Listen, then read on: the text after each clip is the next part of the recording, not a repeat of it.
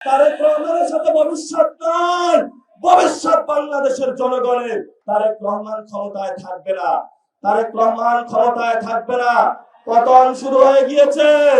বাংলাদেশে ছিল আবার কৃষক, বাংলাদেশে ছিল মজুর, বাংলাদেশে ছিল রিক্সা চালক, বাংলাদেশে ছিল সবচেয়ে বিক্রেতা, বাংলাদেশে ছিল গৃহিণী, বাংলাদেশে ছিল আলেম, বাংলাদেশে ছিল ছাত্র। তারেক রহমানের কোন ছায়া আমরা সেদিন রাজপথে দেখি না। নতুন করে বাংলাদেশে এসেছে, হাল গতি বুঝার আগেই সব সিদ্ধান্ত নেওয়ার শুরু করেছে। আমরা বলেছি আপনাকে স্পষ্টত, আপনি যদি ক্ষমতায় থাকতে হয় আপনি গণভোটের রায় বাস্তবায়ন করতে হবে। যেই পরিস্থিতি পাকিস্তানি জান্তাদের হয়েছিল বাংলার জনগণের রায় না মানার কারণে, সেই পরিস্থিতি আপনার সাথেও হবে। ঠিক এই সময়টাতে বাংলার মানুষ সকল ব্যারিকেড ভঙ্গ করে, যেখানে এসএসএফ কে 5 মিনিট দেওয়া হয়েছিল, শেখ হাসিনাকে 5 মিনিট দেওয়া হয়েছিল, যে হয়তো বাংলাদেশের মধ্যে তুমি 5 মিনিটের মধ্যে তোমার এখানে জীবন দিবা অথবা ভারতে পালাবা। সেই সময় আপনারা পুরো বাংলাদেশে ঐক্যবদ্ধভাবে পুরো বাংলার রাজপথে নেমে এসেছিলেন।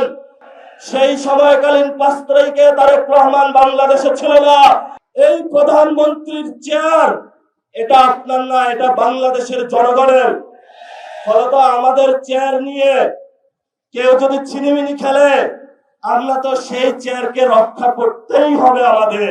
তারেক রহমান নির্বাচনে আসার আগে অনেক জায়গায় ধর্ণা দিয়েছে, ভারত থেকে শুরু করে অনেক ডিপ স্টেটের কাছে তাজমহলের মতন 100 জায়গায় বাংলাদেশকে বিক্রি করেছে।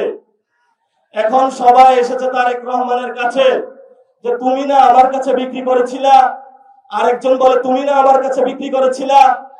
তারেক রহমান এখন মাথা খারাপ হয়ে গিয়েছে, এখন তাদের পাওনা বুঝিয়ে দিতে পারছে না। কারণ বাংলাদেশের মালিকানা তারেক রহমানের নয়, বাংলাদেশের মালিকানা বাংলাদেশের জনগণের।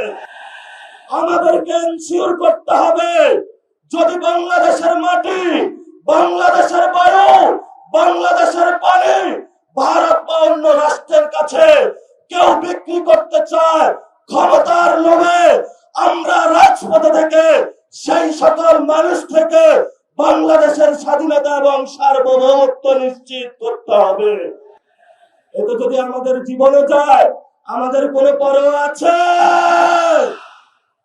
চোখ তুলে নিয়েছে ইন্টারের একজন ছাত্রের, মাথা খারাপ হয়ে গিয়েছে যে চোখ তুলে ওদের। গতকালকে চোখসুর সম্মানিত যিনি নির্বাচিত সদস্য, যিনি নির্বাচিত জিএস, উনি বললেন যে এখানে চোখসুতে যে টেন্ডারটা হবে, এই টেন্ডার কোনো চাঁদাবাজদের হাতে পড়া যাবে না। যখনই এই কথা বলা হয়েছে, ওরা রামদা, চাপাতি, হকি স্টিক নিয়ে সর্বসম্মিলিত ঢাকার যারা সন্ত্রাসী গোষ্ঠী আছে, একটা শিক্ষা প্রতিষ্ঠানে তারা আক্রমণ করেছে। সেখানে আক্রমণ করেও তারা ক্ষান্ত হয়নি। আপনারা দেখেছেন হবিগঞ্জে আমরা চিকিৎসা নিতে পারি নাই, সেখানে হসপিটালে গিয়ে তারা আক্রমণ করেছে। ঢাকাতেও গিয়ে তারা হসপিটালে অ্যাটাক করেছে, সেখানে চিকিৎসা নিতে দেয় নাই। এই তারেক রহমানের সন্ত্রাসী দল, ছাত্র দল, যুব দল, আজকে তোমাদেরকে বলবো, কই তোমরা আজকে কোথায় গুপ্ত হয়ে গিয়েছ? আজকে যে রাজপথে দেখা যাচ্ছে না, বাসায় কি ঘুমিয়ে আছো নাকি পালিয়ে গিয়েছ? পালানোর জায়গা পাবেন না। জনতা জেগে উঠেছে। ইনশাআল্লাহ ভবিষ্যৎ বাংলাদেশে আমাদের একটি শপথ নিতে হবে। এই শপথ হলো আগামীতে ইসলাম এবং সার্বভৌমত্বকে নিয়ে অনেক ষড়যন্ত্র শুরু হয়েছে। আগামীতে আমরা দেখব কারা বাংলাদেশের পক্ষে, কারা বিপক্ষে, কারা লন্ডনে, কারা দিল্লি, আর কারা ঢাকার অনুসারে, সেটা আগামী যুদ্ধে প্রমাণিত হবে। তারেক রহমান বাংলাদেশে ভালো কিছু দিতে পারবে না। তারেক রহমানের যখন পতন হবে, তখন আয়সা মায়া কান্না করে লাভ হবে না। এখন তারেক রহমান হলো পিস্তল তাক করবে। আমরাও বলি 1400 লোক গেছে, বুকে রাত গুলি চালান, সমস্যা নাই। তবে আমাদেরকে কোনো পর টাকা দিয়ে কিনতে পারবেন না, কোনো নেগোসিয়েশন হবে না, একটু হবে না। পতন হবে আপনার বাংলার মাটিতে।